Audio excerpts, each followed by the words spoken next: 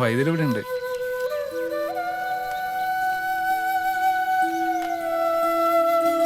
വരൂ സാർ. വൈദ്യരെ.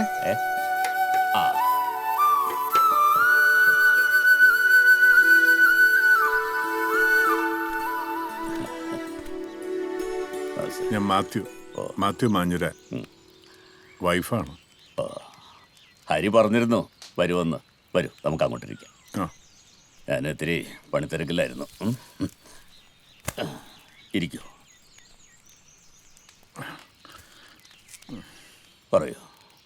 എല്ലാ പ്രതീക്ഷകളും കൈവിട്ട നേരത്താ വൈദ്യരെ പറ്റി കേൾക്കാനിടയായത്. കാണിക്കാത്ത ഡോക്ടേഴ്സ് ഇല്ല, ഒരുപാട് ടെസ്റ്റുകളും ചെയ്തു. പക്ഷേ ഒരു പെർമനന്റ് ക്യൂർ ആരും ഉറപ്പു തരുന്നില്ല. എഴുതി തരുന്ന മരുന്നുകൾ കഴിക്കുമ്പോൾ തൽക്കാലം വേദന മാറും. നോക്കട്ടെ.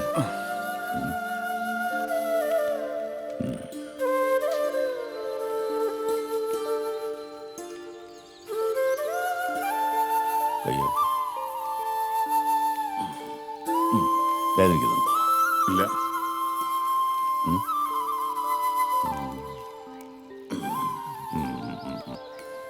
ചോദിക്കുന്നതിൽ അങ്ങേക്ക് വിഷമം തോന്നരുത്.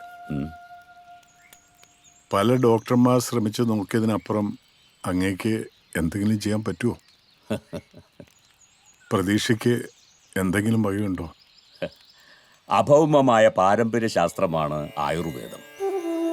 അനുഭവങ്ങളുടെ വേദം കൂടിയാണത്. സാക്ഷാത് അനുഭവയർ ദൃഷ്ടോ ന ശ്രുതോ ന ഗുരുദർശിത ലോകാനാം ഉപകാരായ ഏതത് സർവം പ്രദർശിതം. നമുക്ക് വരുന്ന എല്ലാ അസുഖങ്ങൾക്കുള്ള ഔഷധങ്ങളും ദാ ഈ പ്രകൃതിയിൽ തന്നെ ഉണ്ട്. പ്രതീക്ഷ കൈവിടാതിരിക്കൂ. നമുക്കൊന്ന് ശ്രമിച്ചു നോക്കാം. മാധവി, ഭാര്യ. വൈദ്യർക്ക് മക്കൾ 3 പേരാ. മൂത്തവൻ ശുശ്രുതൻ, ആയുർവേദം ഡിഗ്രി കഴിഞ്ഞിരിക്കുക. രണ്ടാമത്തവൻ വേദവ്യാസൻ, BHMS കഴിഞ്ഞു. പിന്നെ ഏറ്റവും ഇളയത് ഒരു മകളാ, ആനന്ദി. എന്താ വിളിച്ചേ? നീ ആ മേശപ്പുറത്തിരിക്കുന്ന 3ാമത്തെ ഭരണിങ് എടുത്ത്. ചെറുവുള, ഞെരിഞ്ഞിൽ, തേറ്റാമ്പരൽ തുടങ്ങിയ 14ഓളം ആയുർവേദ മരുന്നുകളുടെ ഒരു മിശ്രിത. ശരീരശുദ്ധിക്കും സുഖനിദ്രയ്ക്കും നല്ലതാ. ഇത് കരിക്കും വെള്ളത്തിൽ ചാലിച്ച് 3 നേരം കഴിക്കുക. പിന്നെ പഥ്യം, മത്സ്യവും മാംസവും ഒക്കെ ഒഴിവാക്കണം. പിന്നെ ഇവിടെ കിടത്തി ചികിത്സിക്കാനുള്ള സൗകര്യമൊന്നുമില്ല. അതൊക്കെ അവിടെ ആയുർഹോമിലുണ്ട്. ഹരി അവിടുത്തെ കാര്യങ്ങളൊക്കെ നോക്കിക്കോളും. ഇനി നന്നായിട്ടൊന്ന് വിശ്രമിക്കട്ടെ. വൈകുന്നേരം ഞാൻ അങ്ങോട്ട് വന്നോളാം. കൂടുതൽ കാര്യങ്ങളൊക്കെ അപ്പോൾ പറയാം. എന്നാ ഞങ്ങള് എന്നാ കാണാം. അവരൊക്കെ ഇറങ്ങിയോ? അവരൊക്കെ ഇറങ്ങി. ആനന്ദി എന്ന് കണ്ടേലല്ലോ. അവള് നേരത്തെ ഇറങ്ങി. കൃത്യസമയത്ത് അവിടെ എത്തിയില്ലെങ്കിലുള്ള പുകലറിയാലോ. അവളെ ഇപ്പോ ആകെയുള്ള ഒരു ആശ്വാസം. മൂത്തവന്മാർ രണ്ടും 2 വഴിക്കാ. പഠിക്കാൻ എടുക്കണ്ടായിരുന്നെങ്കിൽ MBBS എഴുതിയിരിക്കായിരുന്നു. അതിനവർക്ക് ഡിഗ്രി ഇല്ലേ? BAMSഉം BHMS ഒക്കെ ഉണ്ട്. എന്താ കാര്യം? കിട്ടിയിരിക്കുന്ന അവന്മാരുടെ കയ്യിലല്ലേ. എന്നാ പിന്നെ അതൊന്നും നേരെ ചെപ്പോ കൊണ്ടു കിടക്കാൻ ശ്രമിക്കുക. അതുമില്ല. നിങ്ങൾ എപ്പോഴും അവരെ കുറ്റപ്പെടുത്തണ്ട കേട്ടോ. അവര് ശ്രമിക്കുന്നുണ്ട്. നീ അവരെ എത്രയും വഷളാക്കുന്നത്. എന്നും ഓരോ പ്രശ്നങ്ങൾ. ഇന്നിപ്പോ എന്ത് പുകയിലാണ് ഉണ്ടാക്കാൻ പോയിരിക്കുന്നത്. അതെ, ആൺകൊച്ചുകളാണല്ലേ അങ്ങനെയൊക്കെ ഉണ്ടാവും. കണ്ട, ഇതാ പ്രശ്നം.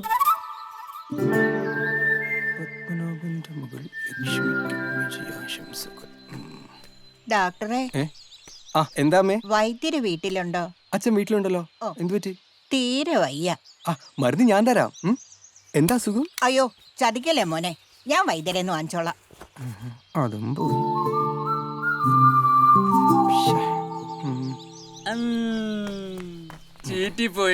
അങ്ങനൊന്നല്ല.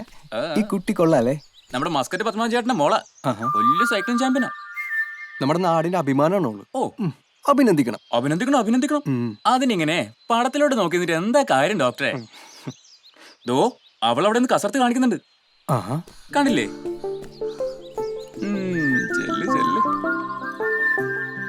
കൊള്ളാലോ. എന്റെ മസ്കറ്റ് പപ്പനാവാ.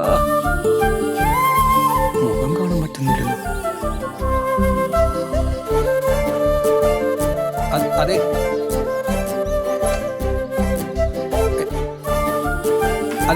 പോലെ.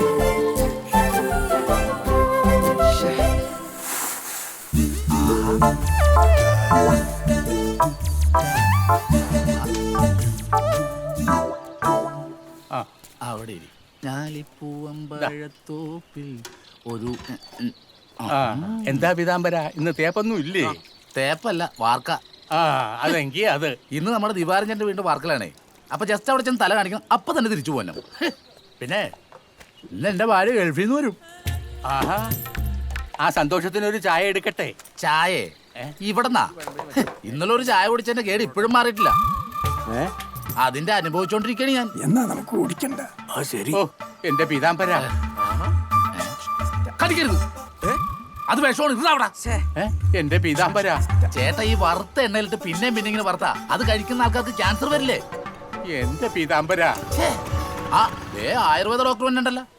എന്തെങ്കിലും സംശയം ഉണ്ടെ ഡോക്ടറോട് തന്നെ ചോദിക്കും. എന്താണ് എന്താ കാര്യം? എന്റെ ഡോക്ടറെ, നമ്മൾ ഈ പൊരിച്ച എണ്ണയിലിട്ട് വീണ്ടും വീണ്ടും പൊരിച്ചു വരുമ്പോഴത്തേക്ക്. പീതാംബര, നിനക്കിപ്പോ എന്താ വേണ്ടത്? പഴംപൊരി വേണ്ടെങ്കിൽ കഴിക്കണ്ട. വേറെ വല്ലതും വേണോ? 2 പെറോട്ട എടുക്കട്ടെ? വേണ്ട വേണ്ട വേണ്ട, മാറാ അവിടെ നിന്ന്. വയറ് ഭയങ്കര കംപ്ലൈന്റ് ആണ്. എന്താണെന്ന് അറിയില്ല, വയറിന് ഭയങ്കര സ്തംഭനം. സ്തംഭനോ? അതിനുള്ള മരുന്ന് ഞാൻ തരാം. എന്ത് മരുന്ന്? അതെ പീതാംബര, ആയുർവേദത്തിൽ എന്തിനാ മരുന്നില്ലാത്തത്?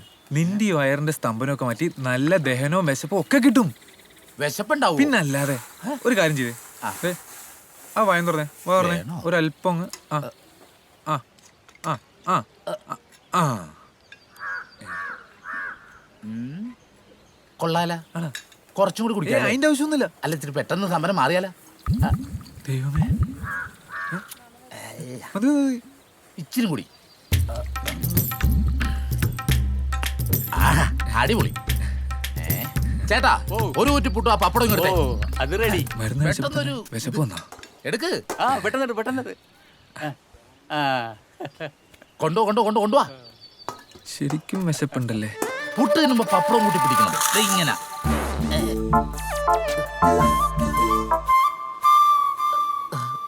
ഡോക്ടറെ,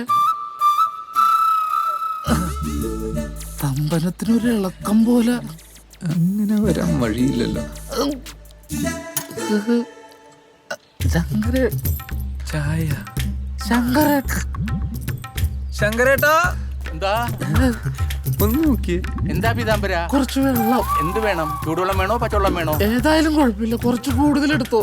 എന്നെ ആരെങ്കിലും ഒന്ന് എടുത്തോണ്ട് പോടാ. ആശുപത്രി പോണോ? പ്രശ്നം ആശുപത്രിയിലേക്കല്ല, ആളൊഴിഞ്ഞ് ഏതെങ്കിലും പറമ്പില്. കുലുക്കരുത് കുട്ടുപോകും. ശശിയേട്ടാ എങ്ങനെയുണ്ട്? സിസ്റ്റർ കോട്ടണിങ് എടുത്തേ. എങ്ങനെയുണ്ട് ഇയാൾക്ക്? നോക്കുന്നല്ലേ ഉള്ളൂ, ഇയാളങ്ങ് മാറി നിന്നേ. സിസ്റ്റർ കുറെ നേരം ആയല്ലോ കൊണ്ടുവന്നിട്ട്. ഇപ്പൊ ഒന്നും പറയാറായിട്ടില്ല. MRI സ്കാൻ ചെയ്യണം, എക്സ്റേ എടുക്കണം, ECG നോക്കണം, പിന്നെ ബ്ലഡ് ടെസ്റ്റും ചെയ്യണം. ഇതുവരെ നോക്കാൻ ഡോക്ടേഴ്സ് ഒന്നും വന്നില്ലല്ലോ. ഇവിടെ ഇതൊക്കെ ഞങ്ങൾ സ്ഥിരം കാണുന്നതാ. എന്താ ചെയ്യേണ്ടതെന്ന് ഞങ്ങൾക്കറിയാം. ആ അത് ശരി. സ്കാനിങ്ങും ടെസ്റ്റുകളും ഒക്കെ ഇവിടെ തീരുമാനിക്കുന്നത് നിങ്ങൾ നഴ്സുമാരാണല്ലേ? ആക്സിഡന്റ് പറ്റി വഴിയിൽ കിടന്ന ഇയാളെ ഇവിടെ എത്തിച്ചതേ ഞങ്ങൾ കുറച്ച് നാട്ടുകാരാ. ഇയാൾക്ക് എന്തെങ്കിലും സംഭവിച്ചാ ആര് സമാധാനം പറയും? അഹങ്കാരികളായ കുറെ നഴ്സുമാർ.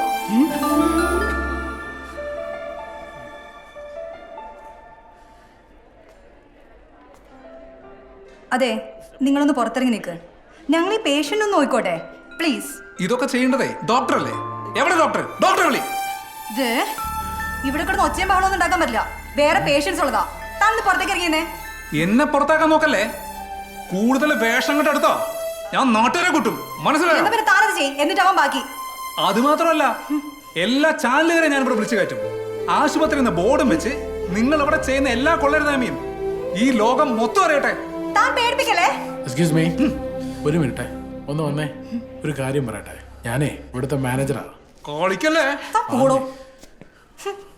വെള്ളം മള്ളിട്ട് ഇറങ്ങിക്കോളും. എന്ത് പ്രശ്നം ഉണ്ടെങ്കിലും നമുക്ക് തീർക്കാന്നേ.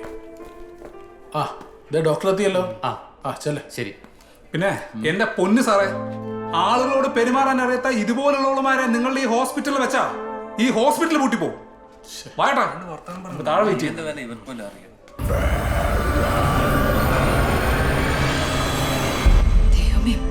മുതലാളി. നിക്ക്. സർ, അത് ഡോക്ടർ. അതൊക്കെ അവിടെ നടന്നോളൂ. നീ കൊള്ളാലോടി ഉണ്ടക്കണ്ണി. എന്തായിരുന്നു ഷോ? നീ ഇത് പൂട്ടിക്കും അല്ലേടി? സർ അത് ഏയ് പൂട്ടിക്കണം. ഞാൻ CCTV-യിൽ കണ്ടു നിന്റെ പെർഫോമൻസ്. പൂട്ടിച്ചിട്ട് എന്നെ കൊണ്ട് പിച്ചപ്പാള എടുപ്പിക്കണം. എന്നിട്ട് ഞാൻ നിന്റെ അച്ഛനെ പോലെ കണ്ട പൂവും കായൊക്കെ പറിച്ച് ഇങ്ങനെ ആട്ടി ആട്ടി ഒതുങ്ങി ജീവിക്കണം.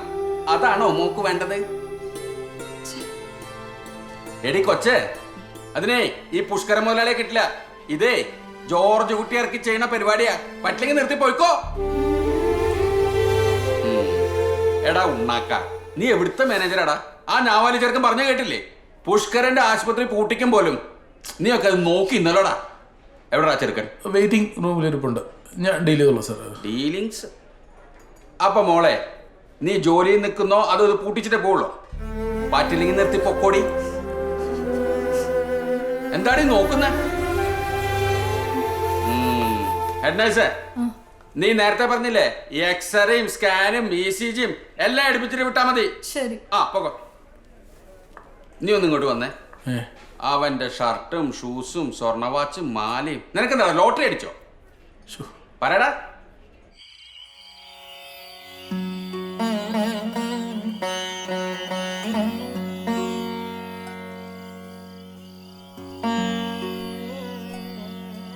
എടി, ഇന്ന് പതിവുകളൊക്കെ തെറ്റിച്ചോ? സന്ധ്യക്ക് നാമജപമൊന്നും ഇല്ലേ? ഇതെന്തു പറ്റി? എന്താടി മുഖം കടന്നലൂത്തി മാതിരിക്കണേ?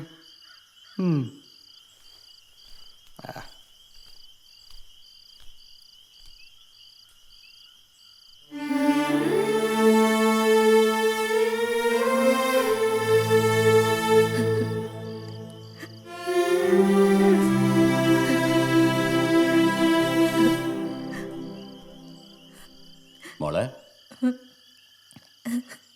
എന്തെന്റെ കുട്ടിക്ക് പറ്റി? വന്ന് കേറിയപ്പോ മുതൽ ഞാൻ ശ്രദ്ധിക്കുന്നതാ. ഒന്നുമില്ല. ഏയ് അതല്ല മോള് അച്ഛനോട് പറ.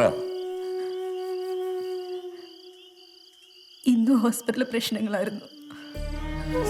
കുറേയായി ക്ഷമിക്കുന്നു. മതിയായി അച്ഛാ. മോളെ, ഒരു സ്ഥാപനമാകുമ്പോ അങ്ങനെയൊക്കെ ഉണ്ടാകും. എന്റെ കുട്ടിയാവുമ്പം കാര്യാക്കണ്ട. ഇനി മുതൽ ഞാൻ അങ്ങോട്ട് പോകുന്നില്ല അച്ഛാ. ഓ, എൻ്റെ മോൾക്ക് അത്രയ്ക്ക് വിഷമാണെങ്കിൽ ഇനി പോണ്ട. നിന്നെ പഠിപ്പിച്ച് വലിയൊരു ഡോക്ടറാക്കണം എന്നായിരുന്നു അച്ഛൻ്റെ മോഹം. അത് നടന്നില്ല. മോൾക്ക് ഈ ആനന്ദി എന്നുള്ള പേരിടാൻ തന്നെ കാരണം അച്ഛൻ്റെ ആ മോഹമായിരുന്നു. വൈദ്യം പഠിച്ച് ഡോക്ടറായ ഇന്ത്യയിലെ ആദ്യത്തെ വനിത ആനന്ദിബായി ജോഷി. മൂത്ത 2 ആൺമക്കളെ പഠിപ്പിച്ചപ്പോൾ തന്നെ അച്ഛൻ്റെ നടുവൊടിഞ്ഞു. എന്നാ അതുകൊണ്ട് വല്ല ഗുണമുണ്ടായോ? അതുമില്ല. വിചാരിച്ച പോലെ നിന്നെ ഡോക്ടറാക്കാൻ കഴിയാതെ പോയ ആ വിഷമം അച്ഛൻ്റെ മനസ്സിൽ കിടക്കുന്നു. ഇപ്പോ ഈ കുടുംബം ഒന്നും നടന്നു പോണെങ്കിലേ എൻ്റെ കുട്ടിയുടെ ശമ്പളം വേണമെന്നായിരിക്കും. അത് ചെറുതാണെങ്കിലും ഈ വീടിനെ സംബന്ധിച്ചിടത്തോളം അതൊരു വലിയ തുക മോളെ.